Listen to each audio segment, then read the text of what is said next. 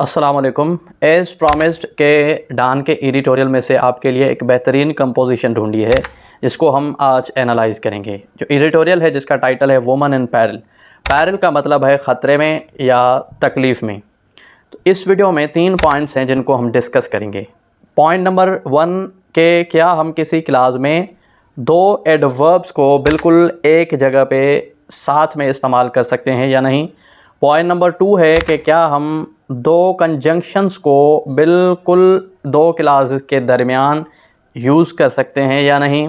Point number 3 है कि क्या एक क्लास के बाद कॉमा देके हम दूसरी क्लास सेंटेंस पूरी करवाने के लिए यूज़ कर सकते हैं या नहीं। तो लेट्स गेट स्टार्टेड।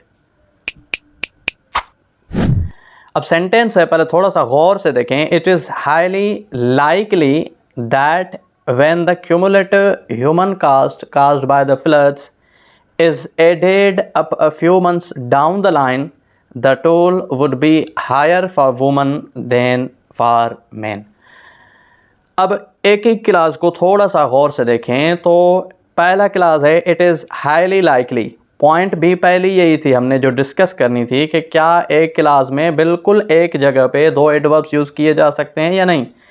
हाईली आपका एडवर्ब है क्योंकि इसके एंड में ly है और आपको पता है हाई इसकी एडजेक्टिव होती है। और दूसरा है लाइकली, इसमें भी एंड में ly है। तो थोड़ा सा ध्यान रखना, वैसे लाइकली एडजेक्टिव भी होता है और लाइकली एडवर्ब भी होता है। एडजेक्टिव किस कंडीशन में होता है थोड़ा सा मैं आपको बताता हूँ कि जब लाइकली के आसपास में कोई नाउन हो या प्रोनाउन हो, यानी इसके दोनों अतराफ में से या किसी भी तरफ में कोई भी नाउन या प्रोनाउन हो, तो लाइकली अगर उनको मॉडिफाई करता है तो वहाँ पे एडजेक्टिव का रोल प्ले करता है। लेकिन इसके साइड में एक तो दैट है और दूसरी साइड में एक एडवर्ब है ऑलरेडी हाईली और दैट।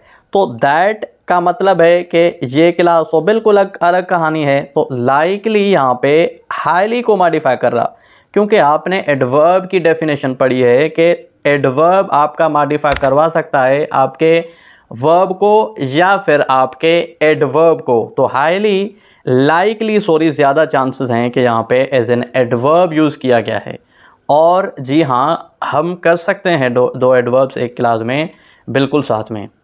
अब बात करते हैं पॉइंट नंबर 2 की कि क्या हम 2 क्लासेस के दरमियान 2 सबऑर्डिनेट कंजंक्शंस, वैसे दैट और व्हेन कभी कभार एज रिलेटिव प्रोनाउंस भी यूज़ किए जाते हैं, लेकिन यहाँ पे अगर आप थोड़ा सा गौर करेंगे तो दैट और व्हेन को 2 क्लासेस के दरमियान इस्तेमाल किया गया है। तो बज़ाहिर है कि ये दोनों कंजंक्शंस हैं, और अगर ये कंजंक्शंस हैं तो ये सबऑर्डिनेट कंजंक्शंस कहलाती हैं। तो क्या हम 2 सबऑर्डिनेट कंजंक्शंस को भी साथ में इस्तेमाल कर सकते हैं? आंसर है जी हाँ, कर सकते हैं। कैसे, थोड़ा सा एक्सप्लेन करता हूँ। देखें, दैट का काम क्या है। दैट काम कर रहा है इस सूरत हाल में, इस कंडीशन में, एक क्लास को दूसरी क्लास से कनेक्ट करवाने का। ठीक है, और जब दैट आ गया तो क्लास शुरू कर सकता था। इन्होंने व्हेन क्यों इस्तेमाल किया, थोड़ा सा ये समझें। व्हेन अगर दैट का काम है इन 2 क्लासेस को ज्वाइन करवाना, तो एक क्लास में इन्होंने क्या किया है, इसी पहली वाली क्लास को इन्होंने सबऑर्डिनेट क्लास बनाया हुआ है। तो दैट के बाद इन्होंने व्हेन के साथ जब एक क्लास शुरू करवाई तो उसी क्लास को कामा देके सेपरेट करवाया दूसरी इंडिपेंडेंट क्लास को। तो हो सकता है, ज़्यादातर होता है कंपोजिशन में, कि जब आपका एक क्लास सबऑर्डिनेट क्लास हो तो उसके आइदर एट द बिगिनिंग और एट द एंड कोई सबऑर्डिनेट कंजंक्शन होता है। अगर बीच में होता है सबऑर्डिनेट कंजंक्शन तो ये जो कामा देख रहे हैं तो ये नहीं होती है, और अगर at the beginning of class कोई सबऑर्डिनेट कंजंक्शन होती है तो फिर ये कामा इस्तेमाल की जाती है 2 क्लास के बीच में।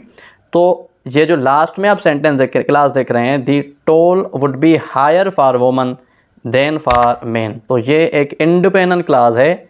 यानी अब अगर थोड़ा सा हम लास्ट में एज ए कंक्लूजन इसको डिस्कस करें तो it is highly likely that.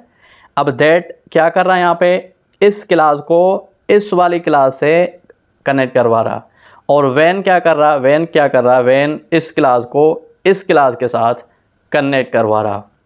यानी 2 जो क्लासेस हैं, इन दोनों क्लासेस को दैट इस फर्स्ट वाली क्लास से कनेक्ट करवाने का रोल प्ले कर रहा है।